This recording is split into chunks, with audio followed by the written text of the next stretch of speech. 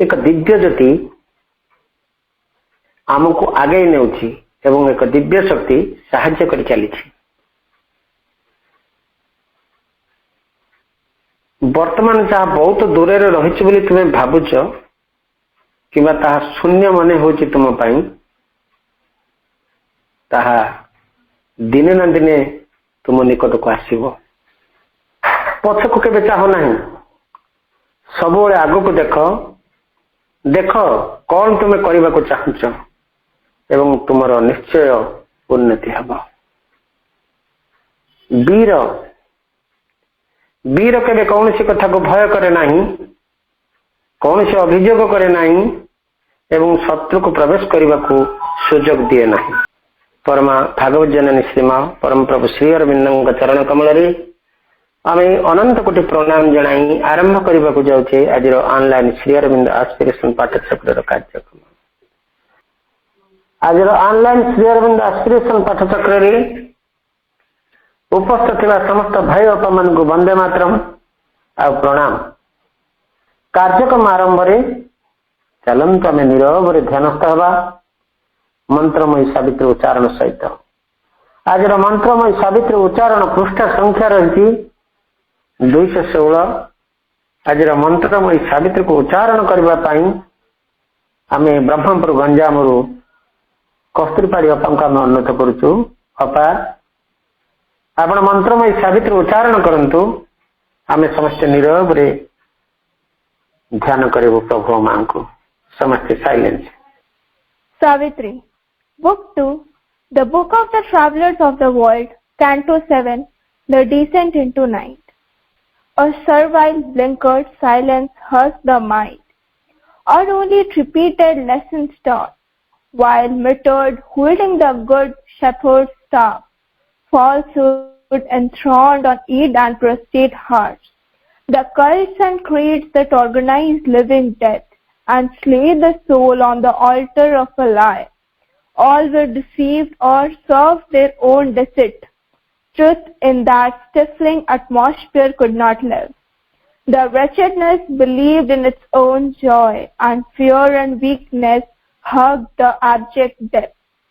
All that is low and sordid-thoughted base, all that is drab and poor and miserable, breathed in a lax content its natural air, and felt no yearning of divine release.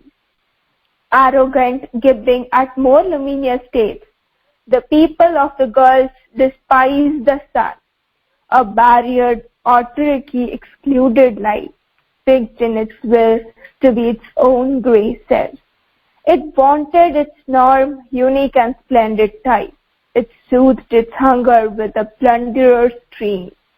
Flaunting its cross of servitude like a crown, it clung to its dismal, harsh autonomy. A bull-throat bellowed this brazen tongue, its hard and shameless clamor filling space and threatening all who dared to listen to truth. Claimed the monopoly of the battered ear. A defended acquiescence gave its vote, and Bagrat dogma shouted in the night, kept for the fallen soul once deemed a god, the pride of its absolute. आमें जेतेबेले नीरव प्रभु मां को ध्यानस्थ मां प्रति आम ध्यानस्थ थे मंत्रमयी सावित्री उच्चारण सहित समय है कार्यक्रम माओ प्रभुंकर परम से दिव्य शक्ति को आह्वान करवा से आमरी भितर भगवान को आम अनुभव करवा आमर हृदय मध्य। हे प्रभु आमको सही परिपूर्ण आंतरिकता दियो जो आंतरिकता आमको सीधा तुमरी पाखक नहीं जीव। आसतु तेबे वंदना माध्यम प्रभु मां सहित एकीभूत हो दशरथ भाई नयगढ़कर कंठरू गोटे भक्तिपूत वंदना को श्रवण कर। दशरथ भाई ନୟାଗଡ଼। ଆଜି ଦିନଟି ପ୍ରଭୁ ଶୁଭ ଦିନ ହେଉ, ଶୁଭ ହେଉ ମୋର ଚିନ୍ତା। ମୁହୂର୍ତ୍ତେ ଯେପରି ଭୁଲି ମୁଁ ନ ଯାଏ, ମୁହୂର୍ତ୍ତେ ଯେପରି ଭୁଲି ମୁଁ ନ ଯାଏ, ତୁମ ପ୍ରତି କୃତଜ୍ଞତା ପ୍ରଭୁ, ତୁମ ପ୍ରତି କୃତଜ୍ଞତା। ଆଜି ଦିନଟି ପ୍ରଭୁ ଶୁଭ ଦିନ ହେଉ, ଶୁଭ ହେଉ ମୋର ଚିନ୍ତା। ମୁହୂର୍ତ୍ତେ ଯେପରି ଭୁଲି ମୁଁ ନ ଯାଏ, ମୁହୂର୍ତ୍ତେ ଯେପରି ଭୁଲି ମୁଁ ନ ଯାଏ, ତୁମ ପ୍ରତି କୃତଜ୍ଞତା ପ୍ରଭୁ, ତୁମ ପ୍ରତି କୃତଜ୍ଞତା। ଆଚାର ବ୍ୟବହାର ସୁମଧୁର ହେଉ, ସତ୍ୟ ହେଉ ମୋର କଥା। ଚାଲିଚଳନରେ ସରଳତା ରହୁ, ଅନ୍ତରରେ ନୀରବତା। ଆଚାର ବ୍ୟବହାର ସୁମଧୁର ହେଉ, ସତ୍ୟ ହେଉ ମୋର କଥା। ଚାଲିଚଳନରେ ସରଳତା ରହୁ, ଅନ୍ତରରେ ନୀରବତା। ଏ ନୟନ ଦୁଇ ରହିଥାଉ ଚାହିଁ, ଏ ନୟନ ଦୁଇ ରହିଥାଉ ଚାହିଁ, ପାଇବାକୁ ତୁମ ଦେଖା। ମୁହୂର୍ତ୍ତେ ଯେପରି ଭୁଲି ମୁଁ ନ ଯାଏ, ମୁହୂର୍ତ୍ତେ ଯେପରି ଭୁଲି ମୁଁ ନ ଯାଏ, ତୁମ ପ୍ରତି କୃତଜ୍ଞତା ପ୍ରଭୁ, ତୁମ ପ୍ରତି କୃତଜ୍ଞତା। ଯୁଆଡେ ଯାଉଛି ଯାହା ମୁଁ କରୁଛି, ମନେ ପଡେ ତୁମ କଥା। ଯାହା ମୁଁ ହୋଇଛି ହେବାକୁ ଯାଉଛି, ଭାବିପାରେ ତୁମ କଥା। ଯୁଆଡେ ଯାଉଛି ଯାହା ମୁଁ କରୁଛି, ମନେ ପଡେ ତୁମ କଥା। ଯାହା ମୁଁ ହୋଇଛି ହେବାକୁ ଯାଉଛି, ଭାବିପାରେ ତୁମ କଥା। ତୁମ କାର୍ଯ୍ୟ କିଛି ବିଘ୍ନ ନ ଘଟାଏ, ତୁମ କାର୍ଯ୍ୟ କିଛି ବିଘ୍ନ ନ ଘଟାଏ, ଦିଅ ମତେ ସେହି ଦୀକ୍ଷା। ମୁହୂର୍ତ୍ତେ ଯେପରି ଭୁଲି ମୁଁ ନ ଯାଏ, ମୁହୂର୍ତ୍ତେ ଯେପରି ଭୁଲି ମୁଁ ନ ଯାଏ, ତୁମ ପ୍ରତି କୃତଜ୍ଞତା ପ୍ରଭୁ, ତୁମ ପ୍ରତି କୃତଜ୍ଞତା। ଆଜି ଦିନଟି ପ୍ରଭୁ ଶୁଭ ଦିନ ହେଉ, ଶୁଭ ହେଉ ମୋର ଚିନ୍ତା।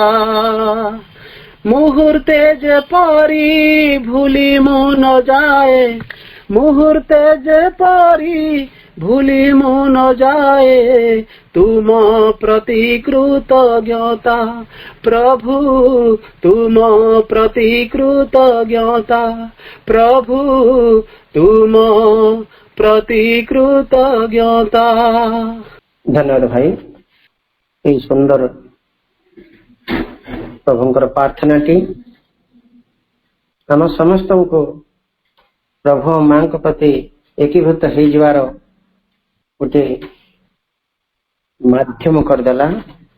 ସେଇ ସୌନ୍ଦର୍ଯ୍ୟ, ସେଇ ପରମ ସୌନ୍ଦର୍ଯ୍ୟ, ସେଇ ସୌନ୍ଦର୍ଯ୍ୟମୟ, କାନ୍ତିମୟ, ମାଧୁର୍ଯ୍ୟମୟ ପରମ ପ୍ରଭୁଙ୍କର ବର୍ଣ୍ଣନା। ସେ ଯେଉଁ ପଟେ ଯାଇଛନ୍ତି ତା ଆମକୁ ଦେଖାଇ ଦିଏ ଯେ କେଉଁ ପଟେ ଯାଇଛନ୍ତି ପ୍ରଭୁ। ଆମେ କେବଳ ତାଙ୍କର ପଥ ଅନୁସରଣ କରିବା, ସେ ହିଁ ସୌନ୍ଦର୍ଯ୍ୟ, ପ୍ରଭୁଙ୍କର ପାଦ ଚିହ୍ନ। ସେଇ ପରମହାସ୍ୟ ଶବ୍ଦ ମାତ୍ରେ ବିଶ୍ୱର ସକଳ ସଙ୍ଗୀତ ତାଙ୍କର କୃତଜ୍ଞତା ଗାନ କରି କରି ତାଙ୍କ ପ୍ରତି ଆମେ ସବୁବେଳେ କୃତଜ୍ଞ ରହିବା ଏବଂ ଯାହାକି ଶେଷରେ ଆମେ ତାଙ୍କ ସହିତ ଏକୀକୃତ ହେଇଯିବା ଏବଂ ଆମେ ରୂପାନ୍ତରିତ ମନ ପ୍ରାଣ ଶରୀରରେ ଭଗବତ ପ୍ରାପ୍ତ ହେଇଯିବା, ଭଗବାନ ହେଇଯିବା। ଆସନ୍ତୁ ତାହେଲେ ସବୁବେଳେ ଏଇଭଳି ପ୍ରଭୁଙ୍କୁ ଗୋଟିଏ ବି ମୁହୂର୍ତ୍ତ ଛାଡ଼ିବାନି, ସବୁବେଳେ ତାଙ୍କର ସଙ୍ଗୀତ ଗାନ କରୁଥିବା, ପ୍ରାର୍ଥନା ଗାନ କରୁଥିବା। ଧନ୍ୟବାଦ ଭାଇ ଏଇଭଳି ଏକ ସୁନ୍ଦର ପ୍ରାର୍ଥନା ପାଇଁ। ସମୟ ହେଇଛି ବର୍ତ୍ତମାନ କାର୍ଯ୍ୟକ୍ରମରେ ଦିବ୍ୟଜନନୀ ମାଙ୍କର ପରମ ଦିବ୍ୟ କଥାମୃତକୁ ଆମେ ଆଲୋଚନା କରି ଚାଲିଛେ। କୋଟପାଡ଼ କୋରାପୁଟର ପ୍ରତାପ ଭାଇଙ୍କ ଦ୍ୱାରା ମାତୃରଚନାବଳୀ ତୃତୀୟ ଖଣ୍ଡ କଣ୍ଟିନ୍ୟୁ ଡିସ୍କସନ ରହିଛି ଧର୍ମପଦର ଟୀକା। ଆଜି ପୁଣି 2ଟି ଚାପ୍ଟର ଭାଇ ଆଲୋଚନା କରିବେ। ସେ ତ ସବୁବେଳେ ଦୁଇଟି ଅଧ୍ୟାୟ ଆଲୋଚନା କରି ଚାଲିଛନ୍ତି। ଆଜି ଅଛି ଧର୍ମପଦର ଟୀକାରେ ହସ୍ତି ଆଉ ତୃଷ୍ଣା। କୋଟପାଡ଼ କୋରାପୁଟରୁ ପ୍ରତାପ ଭାଇଙ୍କ ଅନୁରୋଧ କରିବା ଭାଇ ମାତୃରଚନାବଳୀ ତୃତୀୟ ଖଣ୍ଡର ଧର୍ମପଦର ଟୀକାର ଯୋଉ ଆପଣ ରଖିଛନ୍ତି ଆଜି ଆଲୋଚନା କରିବା ପାଇଁ ଯୋଉ ବିଷୟ ରହିଛି, ଅଧ୍ୟାୟ ରଖିଛନ୍ତି, ହସ୍ତି ଆଉ ତୃଷ୍ଣାକୁ ଆଲୋଚନା କରି ଚାଲନ୍ତୁ। ଶ୍ରୀମାତା ଶରଣମ୍ ମମ, ଶ୍ରୀ ଅରବିନ୍ଦ ଶରଣମ୍ ମମ। ଉପସ୍ଥିତ ସମସ୍ତ ମାତୃ ସନ୍ତାନ ଆସନ୍ତା ବର୍ଷ ଅର୍ଥାତ୍ 2022 ଅଗଷ୍ଟ 15 ଦିନ ଶ୍ରୀ ଅରବିନ୍ଦଙ୍କ 150ତମ ଜନ୍ମ ବାର୍ଷିକୀ ପଡୁଛି ଏବଂ ଏହି ଗୋଟିଏ ସ୍ୱତନ୍ତ୍ର ଜନ୍ମ ବାର୍ଷିକୀ ଯେପରି 25ତମ, 50ତମ, 100ତମ, 150ତମ ଏଇ ସବୁ ଜନ୍ମ ବାର୍ଷିକୀ ଗୋଟିଏ ସ୍ପେଶାଲ ସିଗ୍ନିଫିକାନ୍ସ ରହିଛି। ଏଇ ସବୁ ଦିନ ଗୁଡିକରେ ଏକ ସ୍ୱତନ୍ତ୍ର ଶକ୍ତି ଅବତରଣ କରେ। ତେଣୁ ସେଇ ଶକ୍ତିକୁ ଆମେ ତା ପ୍ରତି ଗ୍ରହଣଶୀଳ ହେବା ପାଇଁ ଆମେ ଗୋଟେ ବର୍ଷ ଆଗରୁ ପ୍ରସ୍ତୁତ ହଉଛେ। କିଛି ଜାଗାରେ ସମସ୍ତେ ଅନୁଭବ କରୁଥିବେ ଯେମିତି ବର୍ତ୍ତମାନ ଗାଁ ଗହଳିକୁ ଶ୍ରୀ ଅରବିନ୍ଦଙ୍କ ବାଣୀଟି ଯେପରି ପହଞ୍ଚିବ ସେଥିଲାଗି ପ୍ରୟାସ ଚାଲିଛି ପ୍ରାୟ ସବୁଆଡେ। ଯେପରି ପ୍ରତ୍ୟେକ ଗାଁରେ ଲୋକମାନଙ୍କ ପାଖକୁ ମାଙ୍କର ଶ୍ରୀ ଅରବିନ୍ଦଙ୍କ ବାଣୀ ପହଞ୍ଚିବ, ସେଥିପାଇଁ ଗ୍ରାମେ ଗ୍ରାମେ ଘରେ ଘରେ ପାଠଚକ୍ର ସବୁ ଆୟୋଜନ ହଉଛି।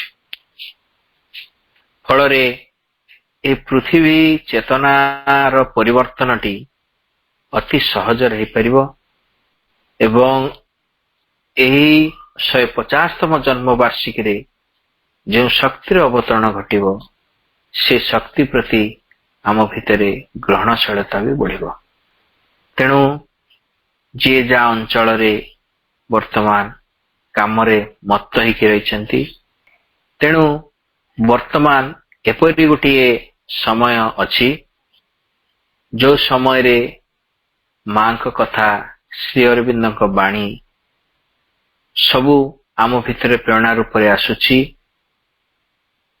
ଏବଂ ଲୋକମାନଙ୍କର ଗ୍ରହଣଶୀଳତା ବି ବଢିଛି।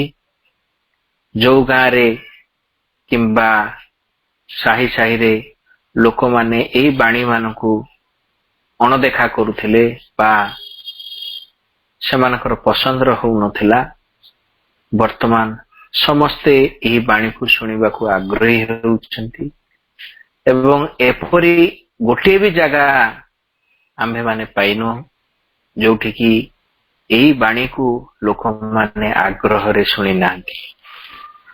ଯାହା ହଉ ଆମେ ତ ମାଙ୍କର ଯୋଉ 3 ନମ୍ବର ଭଲ୍ୟୁମର ଧର୍ମପଦର ଟୀକା ଆଲୋଚନା କରୁଛେ। ଆଜିର ଆଲୋଚନାର ବିଷୟବସ୍ତୁ ହଉଛି ହସ୍ତି, ମା ଦି ଏଲିଫାଣ୍ଟ ବୋଲି ଲେଖିଛନ୍ତି। ତ ଆଗଥର ପରି ପ୍ରତିଥର ପରି ଆମେ ପ୍ରଥମେ ବୁଦ୍ଧଦେବଙ୍କର ଉକ୍ତିଟିକୁ ପଢିବା, ତାପରେ ତାକୁ ବୁଝିବାକୁ ଚେଷ୍ଟା କରିବା ଏବଂ ମାଙ୍କର ବ୍ୟାଖ୍ୟାଟି ପଢିବା। ଯୁଦ୍ଧ କ୍ଷେତ୍ରରେ ଥିବା ହାତୀ ଯେପରି ଧନୁରୁ ଛୁଟି ଆସୁଥିବା ତୀରଟିକୁ ସହି ନିଏ, ମୁଁ ଠିକ ସେହିପରି ହିଁ ଧୈର୍ଯ୍ୟର ସହିତ ସକଳ ଅପମାନକୁ ସହ୍ୟ କରିବି। କାରଣ ଏହି ସଂସାରରେ ଯେ ମନ୍ଦ ମନା ଲୋକ ଅନେକ ଅଛନ୍ତି, ସେ କଥା ପ୍ରକୃତରେ ସତ। ଆମ୍ଭମାନଙ୍କର ଗୋଟେ ସହଜ ପ୍ରବାଦ ରହେ, ହାତୀ ଯାଉଥାଏ କୁକୁର ଭୁକେ। ତାର ଅର୍ଥ, କୁକୁର ମାନେ ଭୁକୁଥାନ୍ତି ହାତୀକୁ, କିନ୍ତୁ ହାତୀର ସେ ପ୍ରତି ନଜର ନଥାଏ। କୁକୁର ମାନଙ୍କର ଭୁକିବା ହାତୀକୁ ବିଚଳିତ କରିପାରେ ନାହିଁ, ତାକୁ ଆଘାତ ଦେଇପାରେ ନାହିଁ। ଠିକ ସେମିତି ଯୁଦ୍ଧ କ୍ଷେତ୍ରରେ ଯୋଉ ବିଭିନ୍ନ ବାହିନୀ ଅଛନ୍ତି, ପଦାତିକ ବାହିନୀ, ତାପରେ ଘୋଡ଼ା ରଥରେ ଚଢ଼ିକି ଯୁଦ୍ଧ କିଛି କରନ୍ତି, କିଛି ଘୋଡ଼ା ଉପରେ ଅଶ୍ୱାରୋହୀ ସୈନିକ ଥାନ୍ତି ଏବଂ ବଡ଼ ବଡ଼ ଯୋଦ୍ଧା ମାନେ ହସ୍ତୀ ଉପରେ ରହିକି ଯୁଦ୍ଧ କରନ୍ତି। କ'ଣ ପାଇଁ ନା ହାତୀ ଯେତେ ପ୍ରକାର ତୀର ଆସେ ଶତ୍ରୁ ପକ୍ଷରୁ, ସେ ତୀର ଯାକୁ ତାକୁ ବାଜିଲେ ମଧ୍ୟ ସେ ସବୁକୁ ସହ୍ୟ କରେ। ତେଣୁ ଆମକୁ ସଂସାରରେ ପ୍ରତି ମୁହୂର୍ତ୍ତରେ କେତେ କେତେ ତୀର ଆଜି ବାଜିବ ତାହା ଅବସମ୍ଭାବୀ, ନିଶ୍ଚୟ ଭାବରେ ବାଜିବ। କ'ଣ ପାଇଁ? ସଂସାରରେ ମନ୍ଦ ଲୋକ ନିଶ୍ଚୟ ଅଛନ୍ତି, ସତ କଥା ସେଇଟା।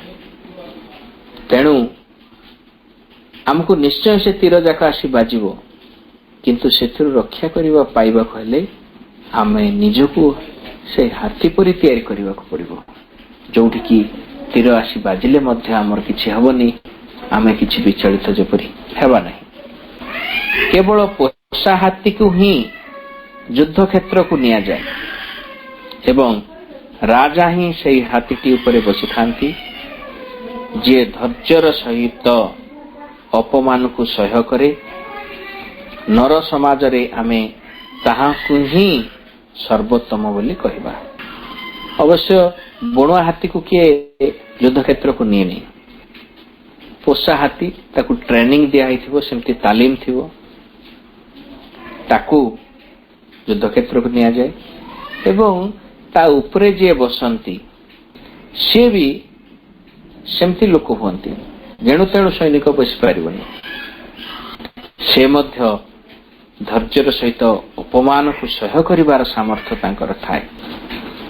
ଯଥାର୍ଥରେ ମଣ ହୋଇଥିବା ଖଚର ଉତ୍ତମ ରୂପେ ମଣ ହୋଇଥିବା ସିନ୍ଧି ଘୋଡ଼ା ହାତୀ ମଧ୍ୟ ଉତ୍ତମ। ମାତ୍ର ଯେଉଁ ବ୍ୟକ୍ତି ସ୍ୱୟଂ ନିଜକୁ ନିଜର ନିୟନ୍ତ୍ରଣକୁ ଆଣିପାରିଛି, ସେ ସେମାନଙ୍କ ଠାରୁ ଅଧିକ ଉତ୍ତମ। ଏଠି ବିଭିନ୍ନ ପଶୁ ଗୁଡ଼ିକର ଉଦାହରଣ ଦେଉଛନ୍ତି। ଖଚ୍ଚର, ଆପଣମାନେ ଜାଣିଥିବେ, ଗଧ ଏବଂ ଅଶ୍ୱର ଗୋଟେ ମିକ୍ସ ଗୋଟିଏ ଜୀବ ଅଛି, ତାକୁ ଖଚ୍ଚର କୁହାଯାଏ। ଏବଂ ଖଚ୍ଚର ଯଦି ମଣ ହେଇଥିବ, ଅର୍ଥାତ୍ ଖଚ୍ଚର ଯଦି ତାଲିମ ଦ୍ୱାରା ସେ ଏପରି ତିଆରି ହେଇଥିବ କି ସେ ମାଲିକର କଥା ଶୁଣୁଥିବ, ତାହେଲେ ସେ ଉତ୍ତମ ହେଇପାରେ। ଘୋଡ଼ାମାନଙ୍କ ଭିତରେ ସିନ୍ଧି ଘୋଡ଼ା ଉତ୍ତମ, ତାର ଗତି ସବୁଠାରୁ ଦ୍ରୁତତର, ତାର ବଳବୀର୍ଯ୍ୟ ସବୁ ଘୋଡ଼ା ଠାରୁ ଉତ୍ତମ ଏବଂ ବଡ଼ ବଡ଼ ଶୁଣ୍ଢ ଥିବା ହାତୀ ମଧ୍ୟ ଉତ୍ତମ। କିନ୍ତୁ ବୁଦ୍ଧଦେବଙ୍କ ମତରେ ସବୁଠାରୁ ଉତ୍ତମ ହେଉଛନ୍ତି ସିଏ, ଯିଏକି ସ୍ୱୟଂ ନିଜକୁ ଉପରେ ନିଜର ନିୟନ୍ତ୍ରଣ ରଖିଛନ୍ତି। सी होउचंती सबुठारु उत्तम व्यक्ति। एही पशुमानक मध्यरु कौनसी उपरे आहरण करी केही कदापि अनाविष्कृत मार्गटीर उपलब्धि करिपारे नाही। निज उपरे नियंत्रण हासिल करिबा द्वारा ही ताहा संभव हुए। हाँ, प्रकृतरे सही नियंत्रण कर्तृत्व अर्जन द्वारा संभव हुए। मनकर जड़े चढ़ी घोड़ा चढ़ी घोड़ा को कंट्रोल करदेला किंबा हाथी चढ़ी हाथी को कंट्रोल कर देइछि, खचर उपरे चढ़ी मध्य से खचर को कंट्रोल कर देइछि। तार अर्थ नुहे जे से निज उपरे निजर तार कंट्रोल अच्छी। यही कंट्रोल को हमको अर्जन करने को यही जो नियंत्रण बा कर्तृत्व ताकू आमको काम द्वारा साध्य करिया पड़िबो। सोई थिले ही जीव नाही, माने किछि भी जणे चेष्टा करिवोनी ता आपे आपे ही जीव, ताहा केबे भी संभव नहीं। आ पई गोटे कठोर श्रृंखला आवश्यक, अध्यवसाय आवश्यक। हस्तिनी सहित संगमर ऋतु आसिले हस्ती धनपालक को नियंत्रण रखिबा भारी कष्टकर होई पड़े। जेतेबेले ताकू जंजीर रे बांधी रखा होई थाए सेतेबेले से आहार ग्रहण करिबा को भी नास्ति करि दिए। अरण्य को जाई पुनर्बार वन्य हस्ती होई रहिबा लागि से सेतेबेले व्याकुल ही हेउथाए। प्रत्येक सुंदर सुंदर उदाहरण दे बुद्धदेव साधारण व्यक्ति मान को पूर्व क्लास जाके माँ कहते बुद्धदेव जो बुझाऊँ बोधहुए यहाँ अति साधारण गाँ गहली लोक को बुझाऊँ। ये से कहते ना आमे भी समस्ते से हाथी परी हो तार संगम ऋतु रे से वन्य हाथी होकर रहा चाहूँगी, जंजीरटा फिटे देकी से चली जावाक चाहूँगी। ठीक सेमती आम्भ मानक मध्यरु किछि थांती जो मानकर किछि उन्मिलन घटी न थाए, सेमाने ए प्रकार गोटे आध्यात्मिक जिनिस को गोटे तांकर माने कौन कहबे रंगीला जीवन रे एक प्रतिबंधक भावंती एवं सबुबले गोटिए एपरी विभिन्न कारण माध्यम देकी से सबु ए प्रकार पाठचक्र कार्यक्रम बा ए प्रकार गोटे आध्यात्मिक आलोचनार कार्यक्रम को से माने कौन करती ना हतादर करती, ताठू मुह ख फेरांती एवं सेथि प्रति ध्यान दियंती नाही। सबुबले सेमानक पक्षे अन्य प्रकार काम जाक करने को बेसी आग्रह थाए। कोठी खेलिबा, सिनेमा देखिबा, जुआ खेलिबा, ए सब जिनस बहुत आग्रह थाए। सेमानक पई ए उदाहरणटी बहुत प्रযোज्य कि सेमाने एपरिकी आहार भी ग्रहण करती ना। किसी व्यक्ति अच्छी टंका पैसा रोजगार करने आहार नेबा पाई मध्य सेमानक समय ना, ता ऊपर किसी ध्यान ना सेमानकर, किंतु सेमाने से साधारण स्तर रे ही अच्छंती। जेतेबेले कौनसी मनुष्य अलसुआ एवं पेटू होई बसी थाए, सबुबेले शोइब बोली हेउथाए एवं मोटा घुसुरी पंक भितरे एपाख सेपाख होई गोड़िला परी एपाख सेपाख गोड़ू थाए, सेतेबेले एही निर्बोध व्यक्तिर भाग्य रे बारंबार जन्म ग्रहण करिवार दशाटी लेखा होई रहे। एकदा एही मन इच्छानुचारी होई एणे तेणे बुलिबारे लागि थाए, मात्र वर्तमान मु ताहाकू निजर कर्तृत्व को आनिबी। मत्त हाथी को महांत जेपरी अंकुश द्वारा कर्तृत्व को आनी थाए, ठीक सही परी ये सुंदर उदाहरण दौरान हाथी उपरे जेतेबेले गोटे महांतटी चढ़ी थाए ता पाखरे गोटे अंकुशटी थाए, गोटे गोटे गोटे जंत्रटीए थाए जहाँ साहाय्य से हाथी को कंट्रोल करे। हाथी को नियंत्रण रखे। ठीक सेमती ही आम मन को नियंत्रण करने पाए, आम प्राण को नियंत्रण करने पाए सेमती किछि आमे अंकुश रखिछु कि हमको एपरी गोटे अंकुश रखिया को पड़िबो। सावधानता रे ही आनंद अनुभव कर। अत्यंत सावधानता सहित निजर मनटी को जगी रही था। पंख भितरे पड़ी जाइथिबा हाथी परी आपना को मंद भितरु बाहर करी नहीं जाओ।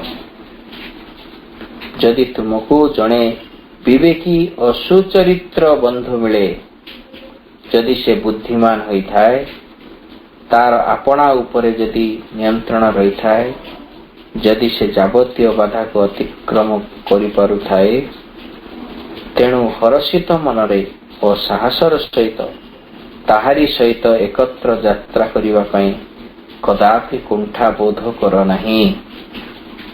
एटी बुद्धदेव जहाँ जहाँ कहउचंती हमकु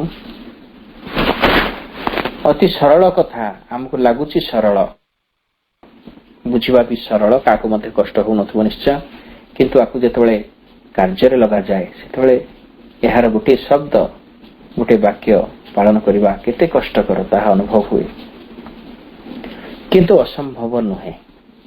मांकर जदि कृपा अछि, आम भितरे जदि इच्छा अछि, ताले निश्चय यह साधित हो पारिबो। उत्तम जीवन यापन करुथिबा बुद्धिमान निज उपरे नियंत्रण रखी पारिथिबा कोनोसी बंधु जदि तुमको न मिले, तेबे विजित राज्य को त्याग करी चली जाउथिबा जने राजा परी बा अरण्य रे एकाकी बुलुथिबा हाथी परी तुमे मध्य एकाकी आपणार मार्ग रे चली जिवो।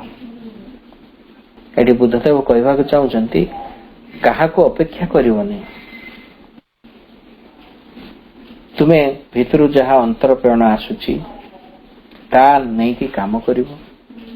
सांगरे बुद्धिमान बंधु जदि नहीं ताहले ठीक अछि, भगवान आमर बंधु, सबुठु प्रिय बंधु, माँ होचंती मोर सबुठु प्रिय साथी, एति भाबी कि हमको आगे ही पढ़िबा को पड़िबो। सांग मिलु नांती बोली अटकीबा को पड़िबो नहीं।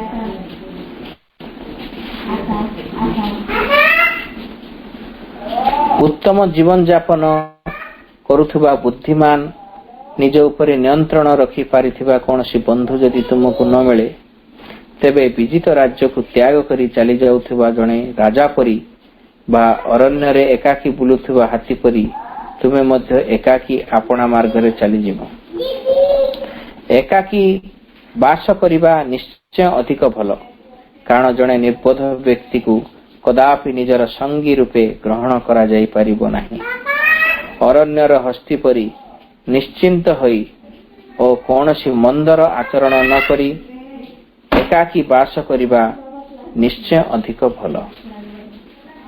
एठी बुद्धदेव कहवा उद्देश्य होची, जदि गोटे विवेक बंधु मिलुनी, गोटे निर्बोध बंधुटी मिलुची, ताहले ता सहित संग हवा अपेक्षा एकाकी रहिबा अधिक श्रेष्ठ। प्रयोजन समय रे संगरे संगी रहिथिले अवश्य भल। आपना पाखरे जेतिकी अछि सेतिकी रे संतुष्ट होई रहिबा मध्य भल। जदि तुमे पुण्य अर्जन करुथाओ, तेबे मरण काल को ताहा अत्यंत भल। जाबतीय दुख को पछरे पकाई देई जीवा प्रकृति रे भल। एही संसार रे निजर जननी को सम्मान करिबा प्रकृति रे आनंददायक, निजर जनकं को सम्मान करिबा मध्य आनंददायक, सन्यासी भिक्षु मानकर सम्मान करिबा आनंददायक, ब्राह्मण मानक सम्मान करिबा मध्य आनंददायक, जीवन तमाम शुभ होई वास करिबा आनंददायक, अटल विश्वास रखी बंचिबा आनंददायक, प्रज्ञा अर्जन करिबा आनंददायक, जाबतीय मंदरु निवृत्त होई रहिबा आनंददायक।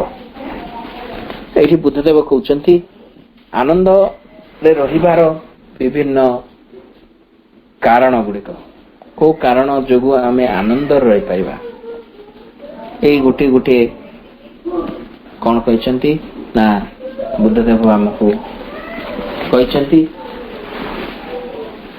कौन कौन कहते से ना गोटे है निजर बापा माँ को सम्मान करले आनंद मिले, साधु भिक्षु मान को सम्मान कले मध्य आनंद मिले, ब्राह्मण मान को सम्मान कले आनंद मिले एवं जीवन सारा शुद्ध सरल होकर रहिले आनंद मिले एवं अटल विश्वास यदि रखिबा ताहले मध्य आनंद मिले एवं प्रज्ञा अर्जन कले भी आनंद मिले एवं सबु प्रकार मंदरु निवृत्त होकर रहिबा ताहिरे मध्य आनंद मिले। तो एठी उपरे मांकर व्याख्या अछि कि मां कहउचंदी प्रथमे जो आमे पढ़िले हस्ती कथा ता विषय मां कहउचंदी जेतेबेले युद्ध क्षेत्र को हस्तीटी जाए एवं ताकू असंख्य सर बाजे तथापि से युद्ध क्षेत्र रु पळै जीवा को आरंभ करे ना, से सब को सहे, से सब जंत्रणा को सहे, वीर परी ताके प्रतिरोध करे। तेणु आमर जोग मार्ग रे मध्य से परी हेबा उचित, आम्भे माने भी कष्ट को सहिबा उचित, ताक से मार्गटी को केबे छाड़िबा उचित नहीं, दृढ़ अध्यवसायी हेबा दरकार। एई असद व्यक्ति मान तो निश्चय अछंती, सेमान निश्चय सेमानकर टाउटरी देखेबे, किंतु आमको कौन करिया पड़ियो से सबुरु निजको अलगा करिकी पूरा पूरी गोटे सामर्थ्य युक्त हेकी रहिया को पड़ियो। एपरि भाबरे मां तार व्याख्या करचंती। तेणु मां पुणी कहउचंती एवं जणे यदि जोग साधना करने को इच्छा करुची ताहले से अन्य ठारू प्रशंसा किंबा सम्मान केबे मध्य आशा करिबो नहीं एवं एहा आम सत्तार गोटे अनिर्वार्य आवश्यकता बोली ताहाकू तुमे करिबो, प्रशंसा किंबा सम्मान पाई नहीं। एवं मां आ गोटे कहउचंती एईटा काम एई काम न करी तमे केबे भी आनंद रही परिबो नहीं, सेटा लागि करिवो। त मांकर कार्य कले कार्य न कले दुख ही आसे, ए प्रकार गोटे अनुभव आसीबो। मते जदि यथार्थ रे आनंद रहिबार अछि ताहले मते मांकर काम करियार अछि, ए प्रकार गोटे अनुभव आसी पाउछि। से समय रे आम कथा को बा आमर आदर्श को अन्य माने पसंद करि पारंती किंबा न करि पारंती, ता उपरे आम नजर रहिबो नाही। जणे ए आदर्श को पसंद करूची कि न करूची ता उपरे हमको केबे भी नजर देबा पड़िबो नै। मां श्री अरविंद जहा कहिसंती से मार्ग रे हमको आगुकू आगुकू आगुकू आगुकू अग्रसर हेबाक पड़िबो। अन्य मानकर पसंद होउची बोली पछ घंचा देले, पसंद हो नाही बोली पछ घंचा देले हेई परिबो नै। एपरि भाबरे मांकर व्याख्या रही। आमे द्वितीय चैप्टर को जिबा। द्वितीय चैप्टर होउची तृष्णा। तृष्णा विभिन्न अर्थ रे व्यवहार करा जायछि। तृष्णा अर्थ कामना अर्थ रे मध्य व्यवहार करा जायछि। तृष्णा अर्थ शोष, शुद्ध ओडिया रे जदि हम कहबा शोष, जेतेबेले हमकु शरीर जेतेबेले जल आवश्यक करे सेतेबेले को हम भितर तृष्णा जागे। केते जन को भितर केते प्रकार तृष्णा अछि। का भितर ज्ञान लागि तृष्णा, कार देश सेवा प्रति तृष्णा, कार पैसा रोजगार उपरे तृष्णा, केते प्रकार तृष्णा रही। किंतु बुद्धदेव इठी जो तृष्णा पर कहउछन्ती ताहा देखिबा आमे। जणे प्रमत्त मना मनुष्य तृष्णा ମନୁଷ୍ୟର ତୃଷ୍ଣା ସତେ ଅବା ଲତା ପରି ମାଡ଼ି ମାଡ଼ି ଚାଲି ଯାଉଥାଏ। ଅରଣ୍ୟର ବାନର ଯେପରି ଫଳର ଅନ୍ୱେଷଣରେ ଏଣେ ତେଣେ ବୁଲୁଥାଏ, ଏ ମନୁଷ୍ୟ ସେହିପରି ଗୋଟିଏ ଜୀବନରୁ ଆଉ ଗୋଟିଏ ଜୀବନକୁ ଡେଇଁ ବୁଲିବାରେ ଲାଗିଥାଏ। ତେଣୁ ଏମିତି ଲତାଟି ମାଡ଼ି ମାଡ଼ି ମାଡ଼ି ମାଡ଼ି ମାଡ଼ି ମାଡ଼ି ଯାଉଥାଏ, ତାର ଏଣ୍ଡ ନାହିଁ, ଶେଷ ନାହିଁ। ଠିକ୍ ସେମିତି ଜଣଙ୍କର ମନ ଭିତରେ କାମନାର କେବେ ମଧ୍ୟ ପରିସମାପ୍ତି ନାହିଁ। କାମନା, ମୁଁ କାମନା କଲି ଏବଂ କିଛି ଜିନିଷ ଯୋଉଟା କାମନା କଲି সেই ଜିନିଷଟି ମିଳିଲା ପରେ ଯେ ମୋ କାମନା ରହିବ ନାହିଁ ତାର ମାନେ ନୁହଁ। ଏଇଟା ଗୋଟେ ଅନନ୍ତ ପ୍ରକ୍ରିୟା, ଇଏ ଗୋଟେ ଲତା ପରି ମାଡ଼ିଯାଏ ସବୁଆଡେ। ସଂସାରର ଯେଉଁ ମନୁଷ୍ୟକୁ ସେ ଜାବୁଡ଼ି ଧରିଥିବା ବାସନା ଗୁଡ଼ିକ କବଳଗତ କରି ରଖିଥାନ୍ତି, ବର୍ଷା ଋତୁ ପରେ ଘାସ ହୁ ହୁ ହୋଇ ମାଡ଼ିଗଲା ପରି ତାର ଦୁଃଖ ଗୁଡ଼ିକ ବୃଦ୍ଧି ପାଇବାରେ ଲାଗିଥାଏ। ବର୍ତ୍ତମାନ ଆମେ ସମସ୍ତେ ଜାଣିଛେ ଚାଷବାସର ଦିନ।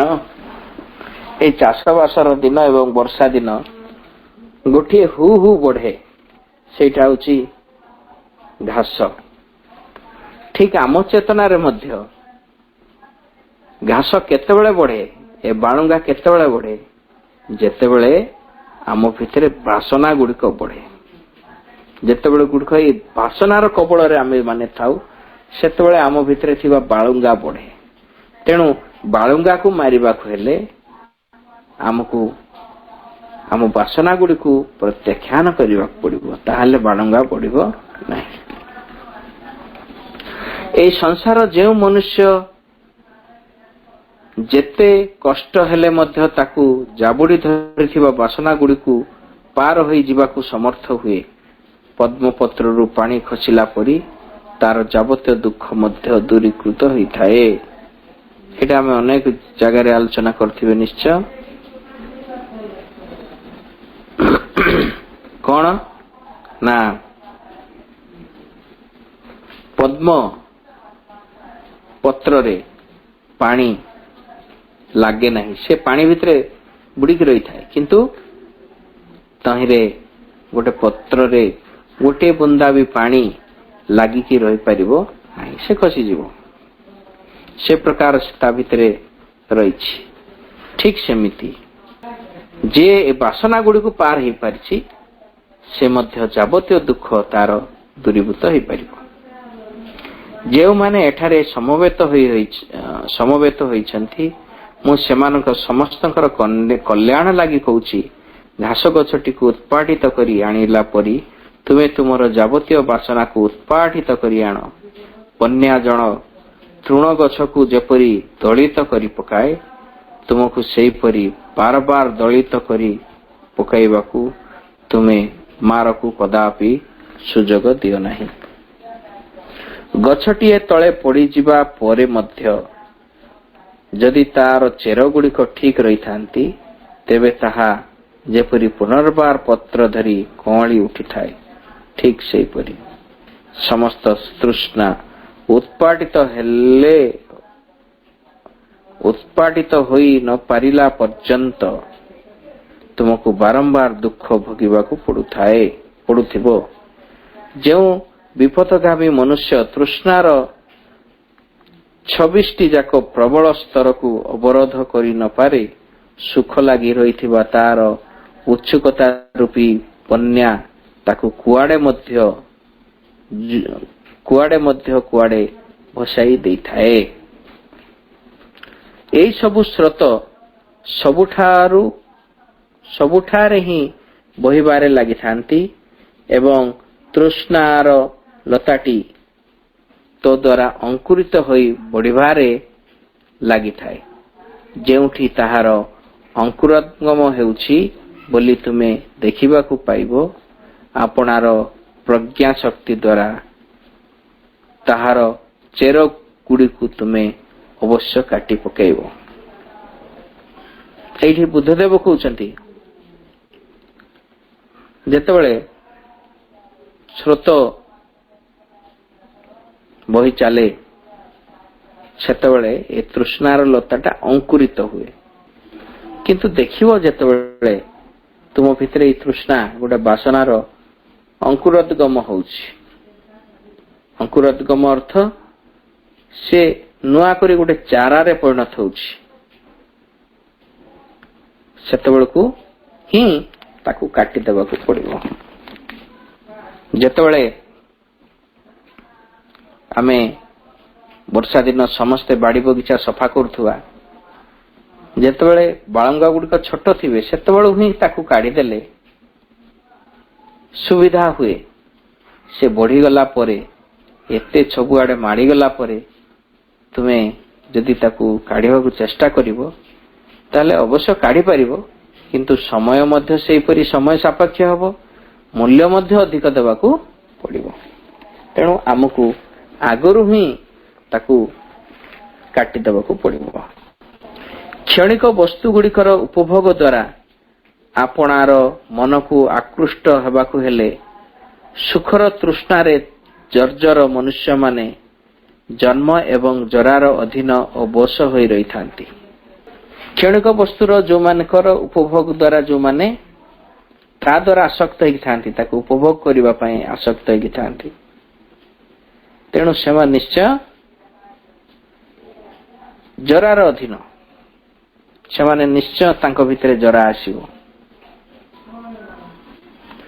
ଜାଲ ଭିତରେ ଠେକୁଆ ଦୌଡୁଥିଲା ପରି ତୃଷ୍ଣା ଦ୍ୱାରା ତାଡ଼ିତ ହୋଇ ଲୋକମାନେ ଏଣେ ତେଣେ ଦୌଡ଼ିବାରେ ଲାଗିଥାନ୍ତି। ଆସକ୍ତିର ଜଞ୍ଜିରରେ ବନ୍ଧା ହୋଇ ସେମାନେ କାରବାର ଦୁଃଖ ମଧ୍ୟକୁ ଟାଣି ହୋଇ ଆସନ୍ତି। ଜାଲ ଭିତରେ ପଡିଥିବା ଗୋଟେ ଠେକୁଆ ପରି ତୃଷ୍ଣା ଦ୍ୱାରା ତାରିତ ବ୍ୟକ୍ତିମାନେ ଏଣେ ତେଣେ ଦୌଡ଼ିବାରେ ଲାଗିଥାନ୍ତି। ତେଣୁ ହେ ଭିକ୍ଷୁମାନେ, ଆସକ୍ତିର କବଳରୁ ମୁକ୍ତି ହେବାକୁ ଚେଷ୍ଟା କର, ତୁମ୍ଭେମାନେ ତୃଷ୍ଣାର ହିଁ ବିନାଶ କରିବ। ତ ଏଠି ସୁନ୍ଦର ସୁନ୍ଦର ଏକ୍ସାମ୍ପଲ ଦଉଛନ୍ତି ବୁଦ୍ଧଦେବ। ନା ଜାଲର ପକାଯାଏ ଠେକୁଆକୁ ଧରିବା ପାଇଁ, ଜାଲ ଯେତେବେଳେ ତା ପାଖରେ ପଡିଯାଏ, ଦେଖେ ଚାରିଆଡରୁ ସେ ବନ୍ଦ, ସେ ଚେଷ୍ଟା କରେ, ଇଆଡେ ଯିବ ସିଆଡେ ଯିବ, ସିଆଡେ ଯିବ, ଏପଟେ ଯିବ ସେପଟେ ଯିବ, ଏପରି ଭାବରେ ସେ ଚେଷ୍ଟାଟିଏ କରୁଥାଏ। ଠିକ ସେମିତି ଏ ଠେକୁଆ ହଉଛ ଆମେ ସମସ୍ତେ, ଯାହା ଭିତରେ ଏଇ କାମନା ବାସନା ଭରିକି ରହିଛି, ଏ ତୃଷ୍ଣାଟି ଭରିକି ରହିଛି, ଏବଂ ସେ ତୃଷ୍ଣାକୁ ନିଜେ ତ ତୃଷିତ, ନିଜ ଭିତରେ ଅନେକ ତୃଷ୍ଣା ଅଛି, ତା ସହିତ ଆମେ ଅନ୍ୟମାନଙ୍କର କଥାରେ ଆମ ନିଜ କଥା ଚିନ୍ତା ନ କରିକି ଅନ୍ୟମାନଙ୍କୁ ବହୁତ ଚିନ୍ତା କରୁ ଆମେ, କିନ୍ତୁ ଆମର କିଛି ଆନ୍ତର ଅଗ୍ରଗତି କିଛି ନଥାଏ, ଆମ ଭିତରେ ସେ ତୃଷ୍ଣା ଉପରେ ବିଜୟ ଆସି ନଥାଏ, କିମ୍ବା ସେ ତୃଷ୍ଣାକୁ ଜୟ କରିବାକୁ କିଛି କାର୍ଯ୍ୟ କରୁନଥିବା। এই ପ୍ରକାର ଅବସ୍ଥାରେ ସେ କଣ ହବ ନା ପାଖ ଲୋକର ଭଲ ହବ, ନା ନିଜର ବି ଭଲ ହବ। ପ୍ରଜ୍ଞାଶୀଳ ବ୍ୟକ୍ତିମାନେ ଯାହାକୁ ଦୃଢ ବନ୍ଧନ ବୋଲି କହିଥାନ୍ତି, ତାହା ଲୁହାରେ, କାଠରେ କିମ୍ବା ଦଉଡ଼ିରେ କଦାପି ତିଆରି ହୋଇନଥାଏ। ମାତ୍ର ମଣିମୁକ୍ତା ଅଳଙ୍କାର ପ୍ରତି ଯେଉଁ ଲାଳସା ରହିଥାଏ, ନିଜର ସ୍ତ୍ରୀ ପୁତ୍ରଙ୍କ ଲାଗି ଯେଉଁ ଲାଳସା ରହିଥାଏ, ତାହାକୁ ଆହୁରି ଅନେକ ଅଧିକ ଦୁଃଖ ଓ ଅସଲ ବନ୍ଧନ ବୋଲି କୁହାଯାଇ ପାରିବ। ତ ବନ୍ଧନ ଅର୍ଥ ବନ୍ଧା ହେବା। ଏଇଠି ବୁଦ୍ଧଦେବ କହୁଛନ୍ତି ବନ୍ଧନ କେବଳ ଦଉଡ଼ିରେ ବାନ୍ଧିଲେ କିମ୍ବା କିଛି ଲୁହା ଚେନରେ ବାନ୍ଧିଲେ ସେଇଟାକୁ ବନ୍ଧନ କୁହାଯିବ ନାହିଁ। ଆମ୍ଭେମାନେ ସମସ୍ତେ ଗୋଟେ ଗୋଟେ ପରିବାର ଭିତରେ ମଧ୍ୟ ବନ୍ଧନରେ ପଡିଛେ। ଯିଏ ନିଜର ସ୍ତ୍ରୀ ପ୍ରତି ଲାଳସା ରଖିଛି, କିଏ ତା ଭିତରେ ଥିବା ଯୋଉ ଘରରେ ଥିବା ଯୋଉ ଅଳଙ୍କାର, ମଣିମୁକ୍ତା ଅଳଙ୍କାର, ଏସବୁ ପ୍ରତି କିଏ ତା ସହିତ ବାନ୍ଧି ହେଇକି ରହିଛି। ଆଉ ଉପରେ ଗୋଟେ କାହାଣୀଟିଏ ମନେ ପଡୁଛି। ଜଣେ ଆଧ୍ୟାତ୍ମିକ ବ୍ୟକ୍ତି ଯେତେବେଳେ ଆସିକି ଗାଁରେ ପ୍ରବଚନ ଦେଲେ, সেই ସମୟରେ ଜଣେ ବ୍ୟକ୍ତି ତାଙ୍କ ସହିତ ସନ୍ନ୍ୟାସୀ ହେବାର ଇଚ୍ଛା ପୋଷଣ କଲେ, ତାଙ୍କ ସହିତ ଯିବାକୁ ବାହାରିଲେ, କିନ୍ତୁ ସେ କହିଲେ ମୁଁ ଯାଇଥାନ୍ତି ଯେ କଣ କରିବି, ମୋ ପିଲାର ବାହାଘର କରିବାର ଅଛି, ତାପରେ ପଳେଇ ଯାଇଥାନ୍ତି। ଏବଂ ସେ ବ୍ୟକ୍ତି ପୁଣି ବର୍ଷେ ପରେ ଆସିଲେ, ଦେଖିଲେ ତାଙ୍କ ପିଲାଟି ବାହାଘର ହେଇଯାଇଛି। ପଚାରିଲେ ଏଥର ତ ତମ ପିଲାଟି ବାହାଘର ହେଇଯାଇଛି, ଏବେ ଯିବାର ତ କିଛି ଅସୁବିଧା ନାହିଁ। ତାହେଲେ ସେ ବ୍ୟକ୍ତି କହିଲେ ହଁ ଠିକ ଅଛି, ପିଲାଟି ବାହାଘର ହେଇଗଲା ଯେ ତାର ଗୋଟେ ନାତି ହେଇଛି, ତାକୁ ଖେଳାଖେଳି କରିବା ପାଇଁ କିଏ ନାହାନ୍ତି ତ। ସେ ଗୋଟେ ବାହାନା ଦେଖେଇଲା, କଣ ନା ନାତିଟା ପାଠ ପଢୁଛି ତ, ସେ ମୁଁ ନ ବସିଲେ ପାଠ ପଢୁନାହିଁ, ତେଣୁ ସେ ଟିକେ ପାଠଟା ଧରିଗଲେ ମୁଁ ଆପଣଙ୍କ ସହିତ ଆସିଥାନ୍ତି। ଏପରି ହେଇକି ସେ ମୃତ୍ୟୁବରଣ କଲା, ସିନା ସେ ଏଇ ମାର୍ଗରେ ଆସିପାରିଲା ନାହିଁ। ଏପରିକି ସେ ମୃତ୍ୟୁ ପରେ ତାର ମାନେ ଗୋଟେ ଧାମଣା ସାପ ହେଇକି ସେଇ ଘରେ ମୂଷା ମାନେ ବହୁତ ଧାନ ଖାଇ ଯାଉଛନ୍ତି ବୋଲି ସେ ଧାନକୁ ଜଗିଲା। ଏବଂ ଯାହାକୁ ସେ ଏତେ ଭଲ ପାଉଥିଲା ସେଇ ନାତି ହାତରେ ହିଁ ଗୋଟେ ଦିନ ନାତି ଯେତେବେଳେ ସେଇ ଗୋଦାମ ଘର ଖୋଲିଲା, ଦେଖିଲା ବଡ ସାପଟି ଅଛି, ସେ ଗୋଟେ ବାଡିଟିଏ ଆଣିଲା ଏବଂ ବଡ ସାପଟି ପଶିଯାଇଛି ତାକୁ ବାଡେଇକି ମାରିଲା। ତାପରେ ତାର ବନ୍ଧନ, ତାର ଆଖିଟି ଫିଟିଲା। ସେଇ ପ୍ରକାର ଭାବରେ ଆମେ ଏଇଟା ଗୋଟେ ପ୍ରତୀକାତ୍ମକ ଗଳ୍ପ ଭାବରେ ନେଇପାରିବା। ଆମେ ଏଇପରି ବନ୍ଧନରେ ଅଛେ, ସବୁବେଳେ ଗୋଟେ ଗୋଟେ ବନ୍ଧନରେ ହିଁ ରହିଛେ। ତେଣୁ ଆମକୁ ଏଇ ବନ୍ଧନଟିକୁ କାଟିକି ବାହାରିବାକୁ ପଡିବ। ଏଇଟା ସେଇ ଲୁହା ବନ୍ଧନରୁ ମଧ୍ୟ ବଡ ବନ୍ଧନଟି। ପ୍ରଜ୍ଞାଶୀଳ ବ୍ୟକ୍ତିମାନେ କହିଥାନ୍ତି ଯେ ତାହା ତୁମକୁ ତଳକୁ ତଳକୁ ଟାଣି ନେଇଯାଏ। ତାହା ବେଶ ଢିଲା ପରି ମନେ ହେଉଥିଲେ ମଧ୍ୟ ତଥାପି ସେଥିରୁ ନିଷ୍କୃତି ମିଳିବା ଭାରି ଦୁଃସାଧ୍ୟ ହୋଇପଡେ। ପ୍ରଜ୍ଞାଶୀଳ ବ୍ୟକ୍ତିମାନେ ଏଇଟିକୁ ମଧ୍ୟ କାଟି ପକାନ୍ତି। ଇନ୍ଦ୍ରିୟର ଯାବତୀୟ ଭୋଗ ଇଚ୍ଛାକୁ ପରିତ୍ୟାଗ କରି ଏବଂ ତୃଷ୍ଣାରୁ ମୁକ୍ତ ହୋଇ ସେମାନେ ଏକ ଅନିକେତ ଜୀବନ ଯାପନ କରନ୍ତି। ଯେଉଁମାନେ ଆପଣାର ବାସନା ଗୁଡିକ ସହିତ ବାନ୍ଧି ହୋଇ ରହିଥାନ୍ତି, ନିଜ ଜାଲରେ ଛନ୍ଦି ହୋଇଥିବା ବୁଢିଆଣୀ ପରି ସେମାନେ ଫେରିଯାଇ ପୁଣି ସେଇ ସ୍ରୋତରେ ମଧ୍ୟରେ ପଡ଼ିବାରେ ଲାଗିଥାନ୍ତି। ପ୍ରଜ୍ଞାଶୀଳ ବ୍ୟକ୍ତିମାନେ ଏଇଟିକୁ ମଧ୍ୟ କାଟି ଦିଅନ୍ତି। ଇନ୍ଦ୍ରିୟ ଭୋଗ ତ୍ୟାଗ କରି ତୃଷ୍ଣାରୁ ସେମାନେ ଅନେକ ଯାପନ କରନ୍ତି। ତୁମେ ଅତୀତ ବନ୍ଧନରୁ ମୁକ୍ତ ହୋଇ ରହିବ, ତୁମେ ଭବିଷ୍ୟତର ବନ୍ଧନରୁ ମୁକ୍ତ ହୋଇ ରହିବ, ତୁମେ ବର୍ତ୍ତମାନର ବନ୍ଧନରୁ ମୁକ୍ତ ହୋଇ ରହିବ। ତୁମେ ଜୀବନର ନଦୀଟିକୁ ପାର ହୋଇ ଅନ୍ୟ ତଟକୁ ଚାଲିଯିବ ଏବଂ ଯେତେବେଳେ ତୁମର ମନ ସମ୍ପୂର୍ଣ୍ଣ ଭାବରେ ମୁକ୍ତ ହୋଇଯିବ, ସେତେବେଳେ ତୁମେ ଆଉ କଦାପି ଜନ୍ମ ଏବଂ ମୃତ୍ୟୁର କବଳରେ ପଡ଼ିବାକୁ ଆସିବ ନାହିଁ। ଯିଏ ମନ୍ଦ ଭାବନା ଦ୍ୱାରା ତାଡ଼ିତ ହୋଇ ରହିଥାଏ, ତାହାର ବାସନା ଗୁଡିକ ହିଁ ତାକୁ କାବୁ କରି ରଖିଥାନ୍ତି। ଯିଏ କେବଳ ସୁଖ ହିଁ ଖୋଜି ବୁଲୁଥାଏ, ତାର ତୃଷ୍ଣା ଅନବରତ ବୃଦ୍ଧି ପାଇବାରେ ଲାଗିଥାଏ। ଆପଣାର ବନ୍ଧନ ଗୁଡିକୁ ସେ ପ୍ରକୃତରେ ଆହୁରି ମଜବୁତ କରିବାରେ ଲାଗିଥାଏ। ମନ୍ଦ ଭାବନା ଗୁଡିକ ଦମନ କରିବାରେ ଯିଏ ଆନନ୍ଦ ପାଏ, ଯିଏ ସାବଧାନ ରହିଥାଏ, ଅଶୁଦ୍ଧତା ଗୁଡିକୁ ଅଶୁଦ୍ଧତା ବୋଲି ଜାଣିପାରେ, ସେ ନିଶ୍ଚୟ ଆପଣାର ତୃଷା ଗୁଡିକର ବିଲୋପ ସାଧନ କରିପାରିବ। ମାରର ଯାବତୀୟ ବନ୍ଧନକୁ ସେ ନିଶ୍ଚୟ କାଟି ଦେଇପାରିବ। ଅତି ସରଳ ଭାବରେ ବୁଝାଉଛନ୍ତି, ଯେଉଁ ବ୍ୟକ୍ତି ଲକ୍ଷ୍ୟରେ ଯାଇ ପହଞ୍ଚି ପାରିଛି ତା ଭିତରେ କୌଣସି ଭୟ ନାହିଁ। ସେ ତୃଷ୍ଣା ଅଶୁଦ୍ଧତାରୁ ନିଜକୁ ମୁକ୍ତ କରି ଆଣିପାରିଛି। ସେ ଜୀବନର କଣ୍ଟା ଗୁଡିକରୁ ମୁକ୍ତ ହୋଇପାରିଛି। ଏହି ଜନ୍ମ ହିଁ ହେଉଛି ତାର ଅନ୍ତିମ ଜନ୍ମ। ଯେହେତୁ ବୁଦ୍ଧଦେବଙ୍କର ନିର୍ବାଣ ହେଉଛି ଶେଷ ଲକ୍ଷ୍ୟ, ତେଣୁ ସେ ଉଦ୍ଦେଶ୍ୟରେ କହିଛନ୍ତି। ମା ତା ଉପରେ ଏତେ ଜୋର ଦେଇନାହାନ୍ତି। ମା କେବଳ ବୌଦ୍ଧ ଧର୍ମର ଯୋଉ ମାନସିକ ଶୃଙ୍ଖଳା ଗୁଡିକ ରହିଛି ତା ଉପରେ ବହୁତ ଜୋର ଦେଇଛନ୍ତି ଏବଂ ତାହାକୁ ଗୋଟେ ଆମେ ସ୍ପ୍ରିଙ୍ଗ ବୋର୍ଡ ଭାବରେ ବ୍ୟବହାର କରିପାରିବା। ତାହା ଯଦି ଯେତେ ଦୂର ଆମକୁ ସହାୟ ହେଉଛି, ସେଇ